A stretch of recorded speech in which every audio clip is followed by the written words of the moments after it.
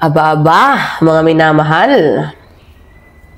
merong nagaganap na reunion with the other DDS senador kasama po none other than Vice President Sara Duterte.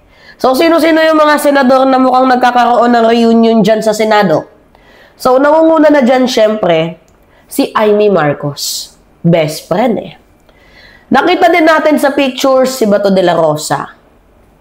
Syempre, aso yan ni Digong.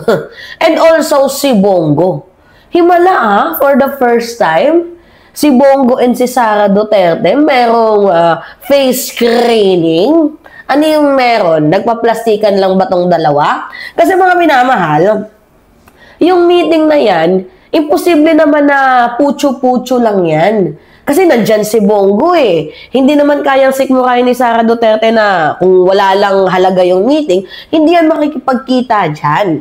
So, meron tayong napapansin, mga minamahal. Kasi sa ginawang courtesy call ni Vice President Sara Duterte na, pagpunta niya doon sa Senado tapos makikipag meet and greet siya sa mga senador, talagang merong meaning yan. Yung napansin ko nga, unang-una, malapit na po.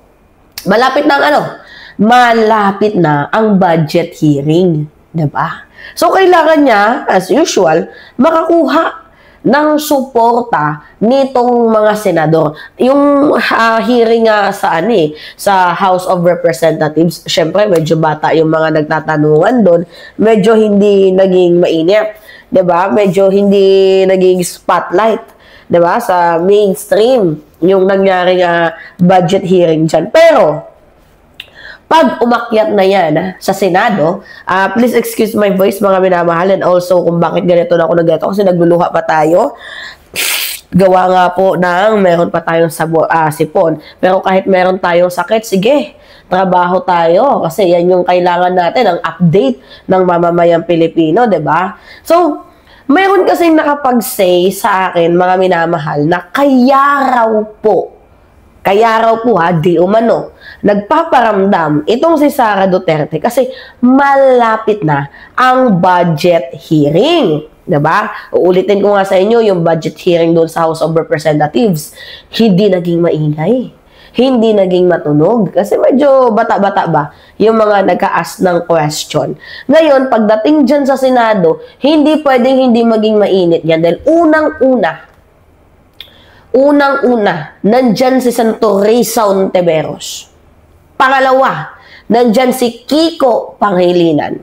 At si Bam Aquino. Yung tatlong yan, yung mga campings na yan, for sure ako, talagang anti-corruption yan eh. Talagang puputaktiin bawat piso na mapupunta sa kamay, diba, mga minamahal, ng mga kupal,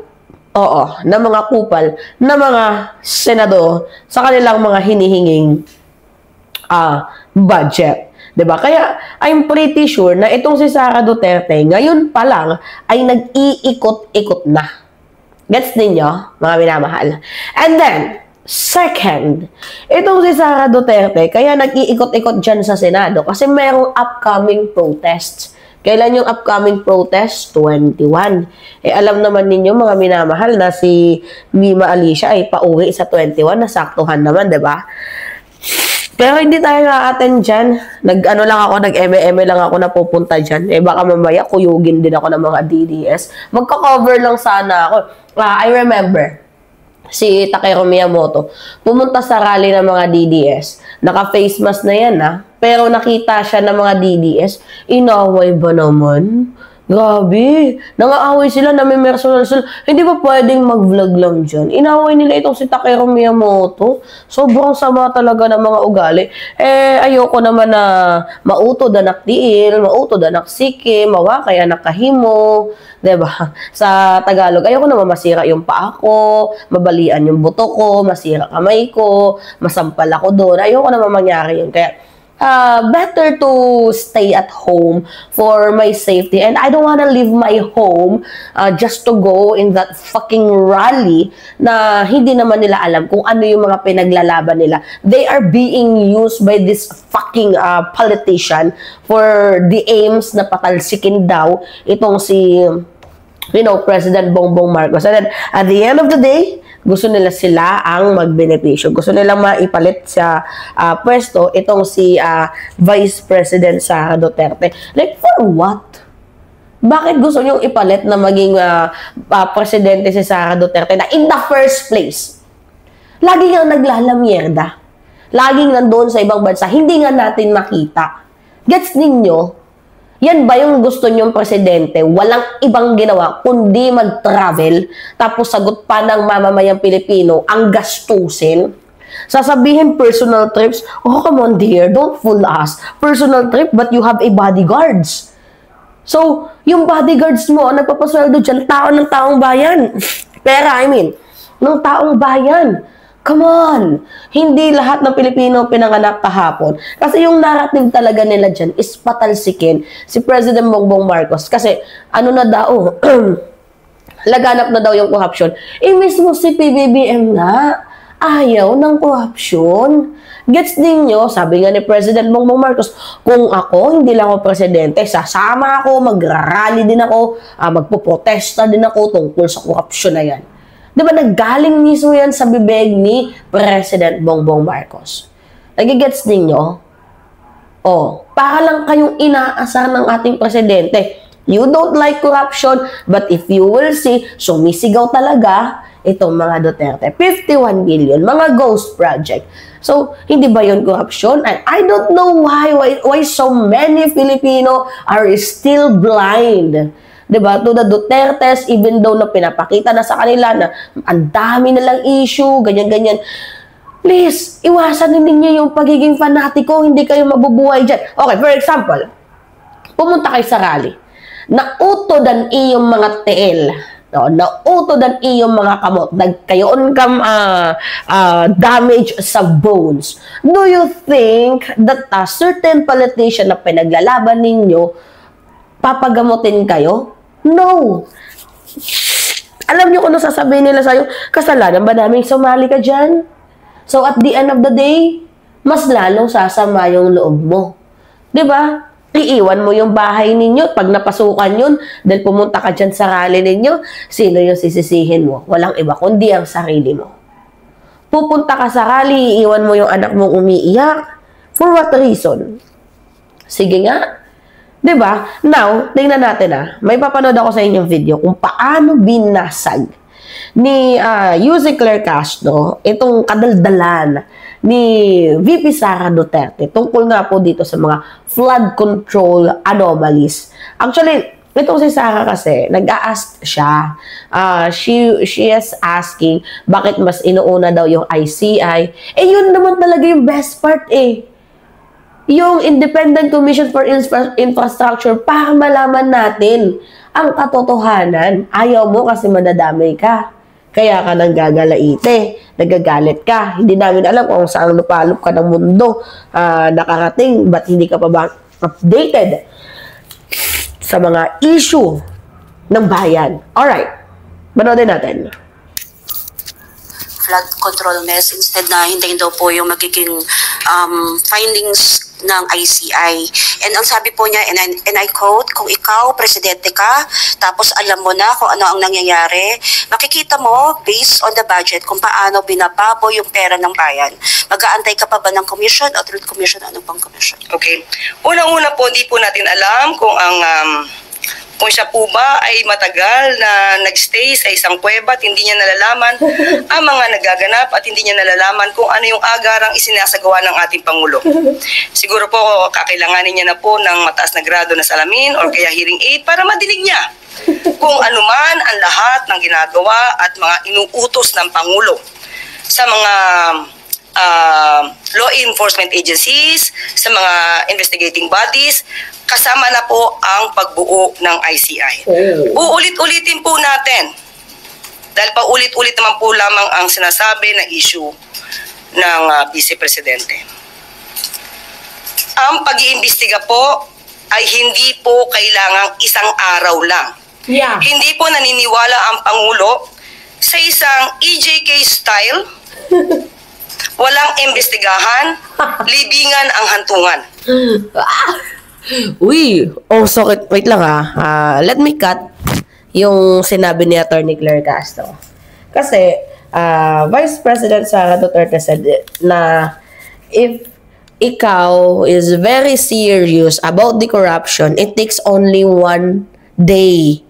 1 day, mga minamahal, yes. Isang araw, kung seryoso ka, masusolusyonan agad yan. Like, what the heck? Sinong maniniwala sa'yo? Alam mo pala, isang araw lang, ba't hindi mo yan in-advise sa ama mo?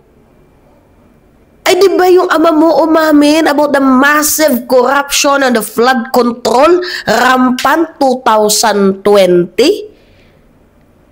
Yes, umamin. Pero meron bang action? Nothing. Walang action.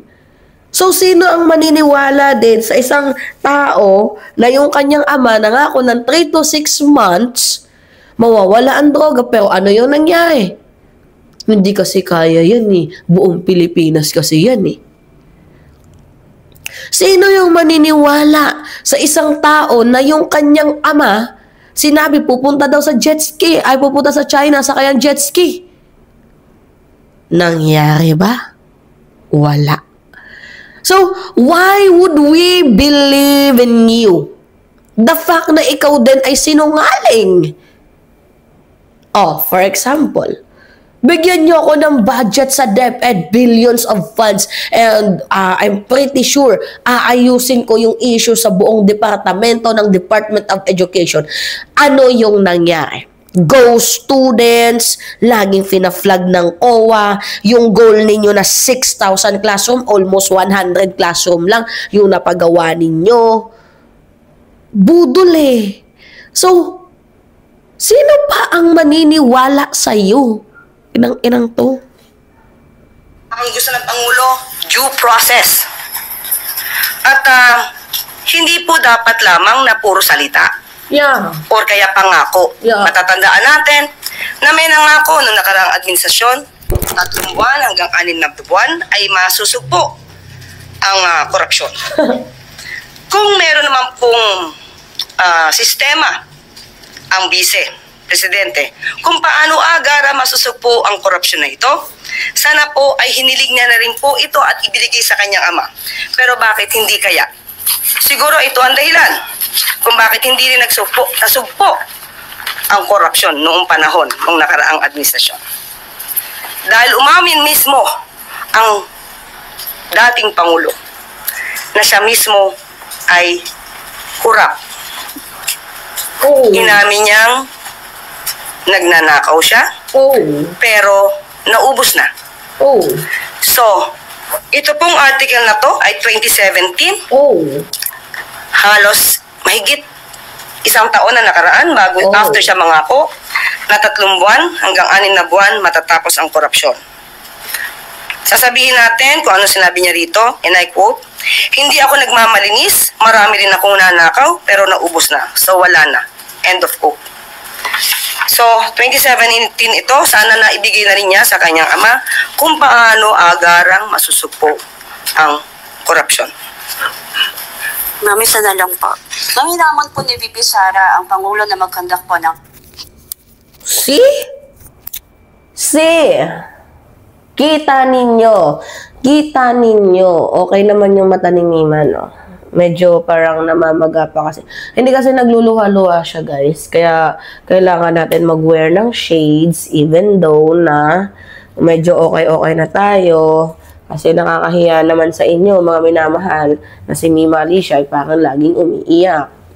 Anyway, going back sa ating topic, basag! Sobrang basag. Nagpakita na ng ebidensya na yung kanyang ama is one of the corrupt public official ever in the Philippines. Pag-aamin niya pa yan sa mainstream media. Diba? Did you really get the point, VP Sara Duterte? Like, you are, tawag dito, Pumupuna ka ng baho ng iba, where in fact, mas mabaho kayo. Please make sure naman na walang magbabounce back sa mga sinasabi ninyo. Oh, for example, sabi din before ni Sara Duterte, yung 21, yung pinakamadilim, yung February ba yun, pinakamadilim, darkest hours. Yung Marcos regime is the darkest hours of the Philippine history. Really? Marcos hours? Marcos time, Marcos era. What about your father? The AJK, the extrajudicial killings were in even the child, even the baby, 'di ba? Namamatay. Tapos sasabihin mo, Marcos era, yung pinaka-darkest time in the history. Ano yung sama mo? 'Di ba? Kaloka. Yeah. Sumakit ang ulo ko dito. Alright, it's me again, yes, Alicia nyo. Nagbabalik muli mga minamahal. Kayo, ano masasabi ninyo? Comment lang kayo, likes and share. And also, don't forget to click the subscribe and hit always notification bell para lagi kayong na-update sa mga video na ina-upload natin.